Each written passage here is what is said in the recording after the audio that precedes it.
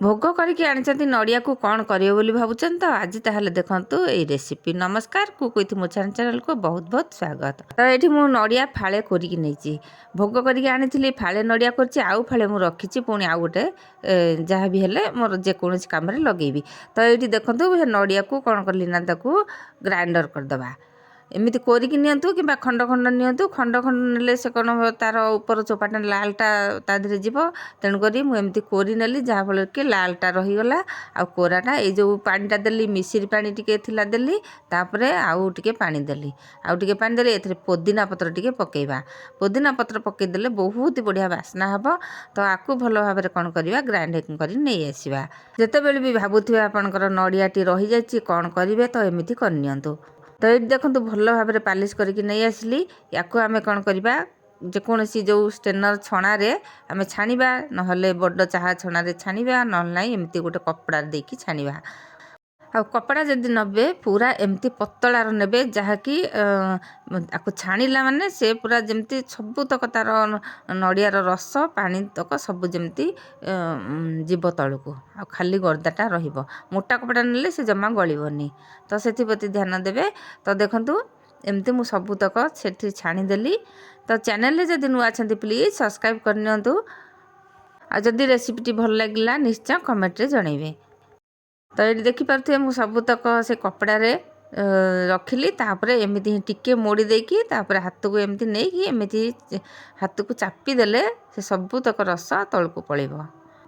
ତ ଦର୍ଶକ ବନ୍ଧୁ, ଏଇ ଭିଡ଼ିଓ ଦେଖିଲା ପରେ ଆପଣ ଆଉ କେବେ ବି ଭୋଗ ନଡ଼ିଆକୁ କ'ଣ କରିବେ, ଆଉ ପଡ଼ି ରହିବନି ବେଶୀ ଦିନ।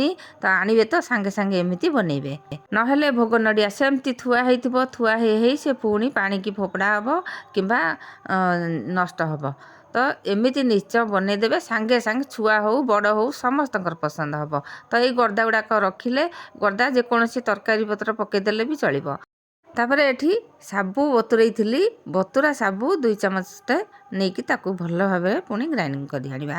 ତ ବଢ଼ିଆ ଭାବରେ ପାଲିସ୍ କରିକି ବାଟି ଆଣିବା, ଯାହାଫଳରେ କି କପଡ଼ାରେ ଆମେ ପୁଣି ଯଦି ଛାଣିବା ତାହେଲେ ସେ ସାଙ୍ଗେ ସାଙ୍ଗେ ଯେମିତି ଗଳି ପଡ଼ୁଥିବ। ଯଦି କପଡ଼ାରେ ନ ଛାଣିବେ, ଯେଉଁ ଷ୍ଟିଲ୍ ଚାହା ଛଣା ଯେଉଁ ସେଥିରେ ଚାମଚରେ ଛାଣିଦେଲେ ସେ ସବୁ ଗଳି ପଡ଼ିବ।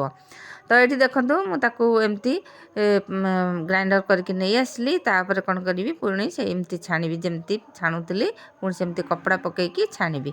ମୋ ପାଖରେ ତ ସେ ଷ୍ଟିଲ୍ର ଚାହା ଛଣାଟା ନାହିଁ, ତ ସେଥିପାଇଁ ମୁଁ ଏ କପଡ଼ାରେ ଛାଣୁଛି। କପଡ଼ାରେ ବି ଭଲ ଛାଣି ହେଇଯାଇଛି, କାରଣ ଭଲ ଭାବରେ ପାଲିସ୍ ହେଇଯାଇଛି। ମୁଁ ଆଗରୁ ମିଶିରି ପାଣି ବତୁରେଇ ଦେଇଥିଲି, ସେଇ ମିଶିରି ପାଣିରେ ମୁଁ ବାଟିଲି, ସେଥିପାଇଁ ମୋତେ ମିଠା ଦରକାର ହେଲାନି। ଯଦି ଆପଣ ମିଠା ପକାଇବାକୁ ଚାହୁଁଛନ୍ତି ମିଶିରି ପକାନ୍ତୁ କିମ୍ବା ଚିନି ପକାନ୍ତୁ, ତାକୁ ପକାଇବେ। ଆଉ ଗୁଜୁରାତି ମଧ୍ୟ ପକାଇକି ଭଲକି ବାଟି ଆଣିବେ। ତ ୟାକୁ ତ ଭଲ ଭାବରେ ଛାଣି ନେଲି। ତାପରେ ଏଇଠି ମୁଁ କ'ଣ କରିବି, ଗୁଜୁରାତି 2ଟା ମୁଁ ଛେଚିକିରି ପକାଇ ନେଉଛି। ଗୁଜୁରାତି ପକାଇଲେ ବହୁତ ବଢ଼ିଆ ବାସ୍ନା ହେବ। ଯାହାର ଗୁଜୁରାତି ପସନ୍ଦ ନୁହଁ ସେମାନେ ସ୍କିପ୍ କରିପାରିବେ। ଗୁଜୁରାତି ପକାଇକି ୟାକୁ ଭଲ ଭାବରେ ମିଶାଇ ନେବା। ତାପରେ ଏଥିରେ ଆମେ ଆଉ ଟିକେ ସ୍ୱାଦ ପାଇଁକା ଟିକେ ଲୁଣ ଦେବା।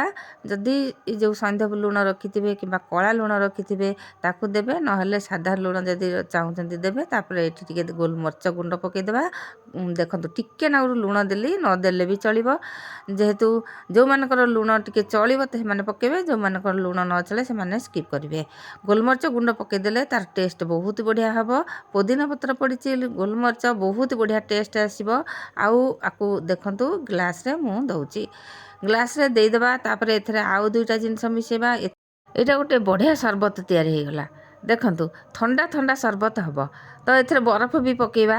ଏତେ ବଢ଼ିଆ ସରବତ ଆପଣମାନେ ପିଲାମାନଙ୍କୁ ଦେବେ, ବଡ଼ମାନେ ସମସ୍ତେ ପିଇପାରିବେ। ଯେଉଁମାନେ ନଡ଼ିଆ ଖାଇଲେ ହଜମ ହୁଏନି, ତ ନଡ଼ିଆ ଗର୍ଦା ଗୁରା ପଳେଇଲା, ଖାଲି ପାଣିଟା ରହିଲା। ଆଉ ଏଥିରେ ଦେଖନ୍ତୁ ମୁଁ ସବ୍ଜା ସିଡ଼୍ ଟିକେ ପକାଇ ଦେଉଛି। ସବ୍ଜା ସିଡ଼୍ ତ ବହୁତ ବଢ଼ିଆ ପେଟ ଥଣ୍ଡା କରେ। ଓଷା କରିଥିବେ ସେଇ ନଡ଼ିଆକୁ ଏମିତି ହିଁ କରିବେ, ସବ୍ଜା ସିଡ଼୍ ବତୁରେଇ ଦେଇଥିବେ ସେଥିରେ ହିଁ ପକାଇଦେବେ। ବହୁତ ବଢ଼ିଆ ପେଟ ଥଣ୍ଡା ହେବ, ମନ ଶାନ୍ତି ହେବ। ତାପରେ ସେଥିରେ ମୁଁ ଗୋଟେ ଗୋଟେ ପୋଦିନା ପତ୍ର ଦେଇଦେଉଛି। ଆଉ ବରଫ ଏଥିରେ ଗୋଟେ ଗୋଟେ ପକାଇବେ। ଯଦି ଆପଣ ବରଫ ପକାଇବାକୁ ଚାହୁଁନାହାନ୍ତି ପକାଇବେନି। ଯଦି ଚାହୁଁଛନ୍ତି ଥଣ୍ଡା ଥଣ୍ଡା ସରବତ ପିଇବା ପାଇଁ, ତାହେଲେ ବରଫ ଗୋଟେ ଗୋଟେ ପକାଇବେ। ଖରା ଦିନେ ବରଫ ନିହାତି ଦରକାର। ତ ଏବେ ତ ଖରା ଦିନ ହେଇନି, ମୁଁ ବରଫ ପକେଇ ନଥିଲି, ଏମିତି ଭିଡ଼ିଓରେ ଦେଖଉଛି ପକେଇଛି। ତାପରେ ଆପଣମାନେ ଚାହିଁଲେ ପକେଇ ପାରିବେ ନା ପକେଇ ପାରିବେ। ତ ଦେଖନ୍ତୁ ଏଠି କେତେ ସୁନ୍ଦର ସରବତ ତିଆରି ହେଇଗଲା। ଯଦି ଆପଣଙ୍କ ପାଖରେ ନଡ଼ିଆ ଥିବ, ନଡ଼ିଆ ଯଦି ଭୋଗ କରିକି ଆଣିଥିବେ, ଏମିତି ହିଁ କରିକି ସାଙ୍ଗେ ସାଙ୍ଗେ ନଡ଼ିଆକୁ ସାରିଦେବେ। ଏ ଭୋଗ ନଡ଼ିଆ ବିଲକୁଲ ବି ରଖିବା କଥା ନୁହଁ। ଜଣେ ଜଣେ ରଖିକିରି ଫ୍ରିଜରେ କେତେ ଦିନ ଯାକେ ରଖିଥିବେ। ରେସିପି ଯଦି ପସନ୍ଦ ଆସିଛି ନିଶ୍ଚୟ ଗୋଟେ ଲାଇକ୍ ଦିଅନ୍ତୁ।